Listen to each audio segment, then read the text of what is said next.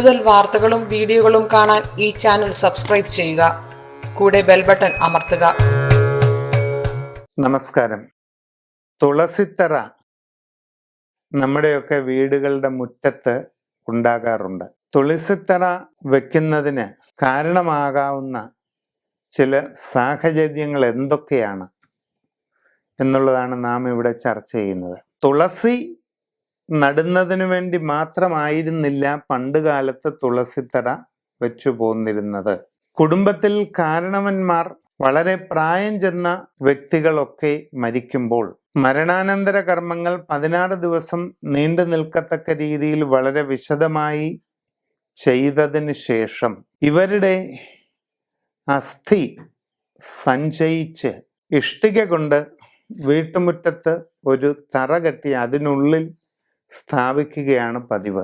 ഇങ്ങനെ നമ്മുടെയൊക്കെ വീട്ടുമുറ്റത്ത് അസ്ഥി സൂക്ഷിച്ചു വെക്കുന്നതിന് വേണ്ടി പണിതുയർത്തുന്ന ചതുരാകൃതിയിലുള്ള തറയുടെ ഉപരിഭാഗത്ത് 4 ചുറ്റിലുമായി ഓരോ വരി ഇഷ്ടിക കെട്ടി നടുഭാഗം മണ്ണിട്ട് നികത്തി അവിടെ തുളസി നടുകയാണ് ചെയ്യുന്നത്.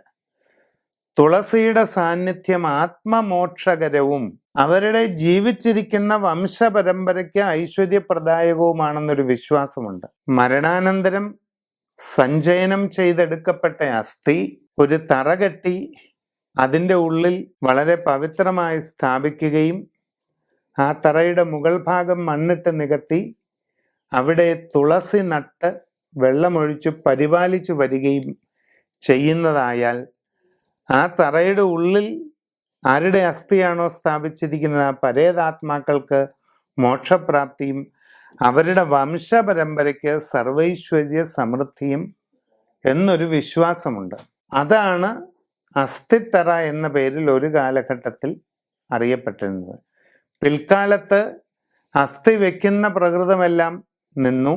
വീട്ടുമുറ്റത്തോ വീട്ടുപുരയിടത്തിലോ അസ്ഥി തറകെട്ടി സൂക്ഷിച്ച് അത് ദീർഘനാൾ വിളക്ക് കൊളുത്തി പരിപാലിക്കുന്ന ആ ഒരു രീതി മലയാളികളിൽ നിന്ന് വിട്ടകന്നു.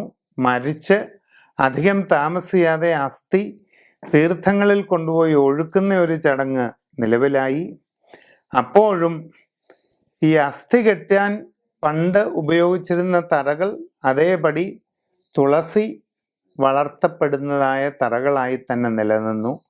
പിന്നീടത് അസ്ഥി സൂക്ഷിക്കുന്ന പതിവില്ലെങ്കിൽ പോലും വെറുതെ തുളസി നട്ടു വളർത്തുന്നതിന് വേണ്ടിയിട്ടുള്ള തറകളായി അതങ്ങനെ തുടർന്നു. അതാണ് തുളസിത്തറയുടെ ഒരു അടിസ്ഥാനപരമായ യാഥാർത്ഥ്യം.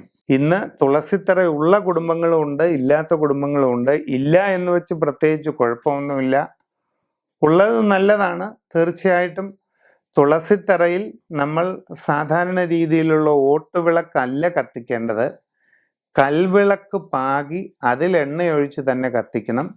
ആ കൽവിളക്കിൻ്റെ മുകൾ ഭാഗം നനയാതിരിക്കാൻ ഒരു കൂടാരം പോലെ എന്തെങ്കിലും ഒരു സംവിധാനം പണിതൊരുക്കുന്നത് നല്ലതാണ്.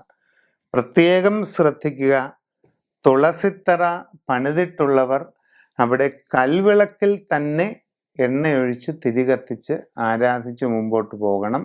തുളസിത്തറയിൽ തുളസി ദേവിയെ തന്നെയാണ് ആരാധിക്കുന്നത്. തുളസി എന്ന് പറയുന്നത് വിഷ്ണുഭക്തയായ ഒരു സ്ത്രീയുടെ ഭൂമിയിലെ പുനർജന്മമായിട്ടാണ് കണക്കാക്കുന്നത്.